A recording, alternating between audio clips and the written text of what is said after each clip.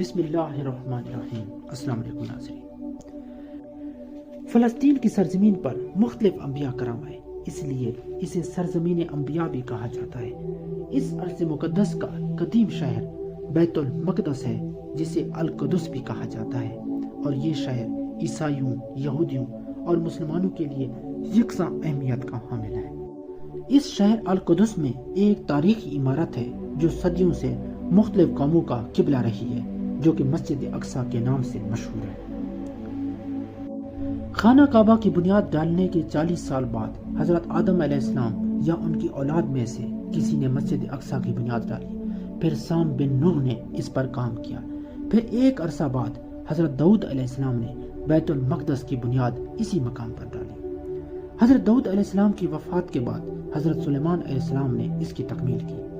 اس کی تعمیر چونکہ حضرت سلیمان علیہ السلام کی زیر نگرانی ہوئی تھی، اس لیے اس عمارت کو ہیکل سلیمانی بھی کہا جاتا ہے۔ حضرت آدم علیہ السلام سے لے کر حضرت موسیٰ علیہ السلام تک کعبہ یعنی بیت اللہ شریف ہی کعبہ رہا، پھر حضرت موسیٰ علیہ السلام سے لے کر حضرت عیسیٰ علیہ السلام تک بیت المقدس قبلہ رہا۔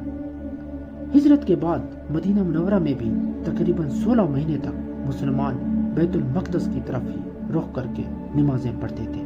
ہجرت کے تقریباً 1 سال اور 5.5 ماہ بعد نماز ظہر کے دوران قبلے کی تبدیلی کا حکم ہوا، اور اس وقت سے مسلمان کعبہ کی طرف منہ کر کے نماز پڑھتے ہیں۔ بیت المقدس میں گنبد صخرہ یعنی سنہری گنبد والی مسجد بھی موجود ہے۔ یہ مسجد چونکہ ایک چٹان پر تعمیر کی گئی ہے، اس لیے یہ گنبد صخرہ کہلاتی ہے۔ اسے انگریزی میں ڈوم آف دا راک کہا جاتا ہے۔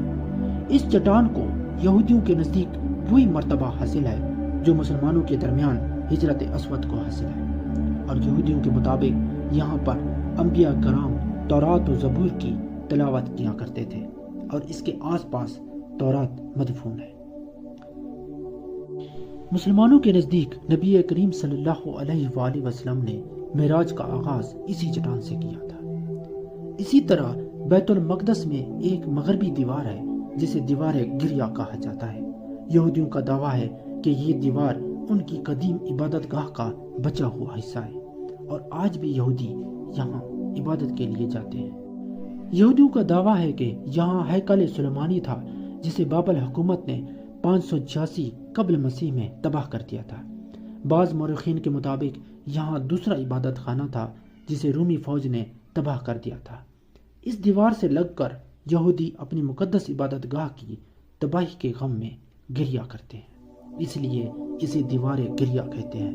اس کو انگریزی میں ویلنگ وال کہتے ہیں۔ اسی طرح یہودی یہ بھی خیال کرتے ہیں کہ تابوت سکینہ بھی بیت المقدس کے آس پاس چھپایا گیا ہے، لیکن تابوت سکینہ کا صحیح علم آج تک کسی کے پاس نہیں ہے کہ یہ تابوت کہاں گم ہو گیا۔ تابوت سکینہ ایک طرح کا تابوت ہے جس میں مختلف انبیاء کرام کے تبرکات ہیں۔ حضرت موسیٰ علیہ السلام کا عصا، آپ پر نازل ہونے والی تورات کی تختیاں، حضرت ہارون علیہ السلام کا امامہ، حضرت سلیمان علیہ السلام کی انگوٹھی اور کچھ منو سلوہ موجود ہے۔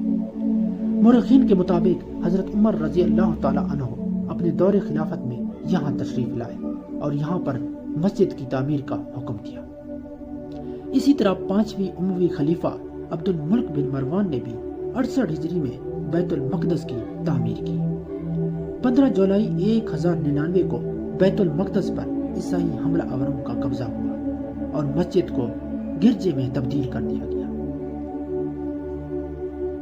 لیکن 1187 عیسوی میں سلطان صلاح الدین ایوبی نے اس شہر کو فتح کیا اور مسجد اقصی کو اپنی اصلی حالت میں لایا۔ مزید ایسی ویڈیوز دیکھنے کے لیے ہمارے چینل کو سبسکرائب کریں۔ شکریہ۔